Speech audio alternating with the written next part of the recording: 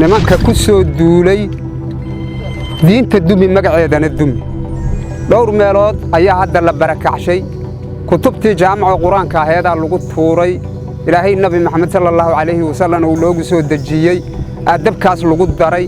waxaan dhowranayna male wax loo harsan male dariiraha ninkii gaal dilaa doogsay aan qareen waa dagaalamaynaa annagana kama heli doono nimankan nabadiidka al-shabaab dhul badan ma hadeelay aan ka xoreynay haddana waa ku sii daba jirnaa shacabka waxaan sheegaynaa xilligii argagixisada laga xoreynayay ayaa la gaaray dowladoodu hala shaqeeyaano shacabka looma jeedo iyaga wax raba ma laha iyo qaxin iyo cararin askarta iyo ka baqanin soo dhaweeyaano waxaan leenahay dowladda inay soo dhaweeyo argagixisada waa isdayseen waa kala tagteen waxaan rabaa ummadda Soomaaliyeed inuu sheego ma jiro shabaab maanta idila dagaalamo ha laga kaco fadhiga cadawgana ha la iska celiyo anikana waa idiga horeeyna hadii Ilaahay idmo waxaan u dhaaranay waajibaadkaan u dhaaranno qaranaan fulinayna waana u dhimanaynaa waana u dhaawacmaynaa kee ku dhintaana ugu qayr badan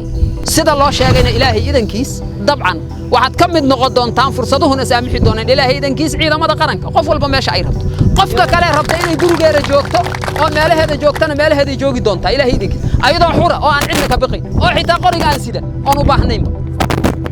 qofka bini'aadmiga waxa uu helo waxa ugu horeeya ugu wanaagsan waa abdi mar haddaan naftaada iyo maalkaaga la nabad gelinay ee gurigaagi lagugu yimiday ee gurigaagi naftaadina lagu goynayo maalkaagina lagugu qaadanayo qofka shahiidu horta waa adiga qofka inuu dagaalamo waajib muqaddis ay ku tahay waa adiga waxa la rabaa marka ciidamada qaranku way idin daba taagan yihiin way idin hor taagan yihiin way idin garab taagan yihiin adinkana sidaas oo kale la rabaa inaad kuwa naga maqan inay ku soo biiraan adunkuna meesha aad ka wadaan ka sii wadaan waxa laala waxaan heli karno taa kuleena waa idin soo gaari doonaa Ilaahay idinkiisa waxa diyaar waahay ina qawris la diriro waxaan diyaar waahay ina jina raasado warbar ma sheegayna wariyaa been la sheegin hadda marka wax noo banaan oo inaan dirirna ahayn total ma harinba inayna dilaan waxba ka dhaxaynba ayagaana dooray anagu ma aanan doorin deegaan anoo ballaaranoo 200 kilomitir isku wareegsan qof dirirayda joogin guriga gub ceelka gub taanada khid shaqada waa weyn ma in waxaas loo okortana diinta islaamka dadnimada dadweynaha ka yihiin in la dhinta waa waajib muqaddas ah aan deegaankana difaacano dawladdaana garab taagan federaal noo soo socda galmudug joogta aan difaacana deegaankeena ciidanka xoogga dalka Soomaaliyeed iyo guud ahaan qaranka wuxuu taagan yahay garabkiina gaar ahaan ciidanka xoogga dalka Soomaaliyeed iyo hay'adaha amniga kale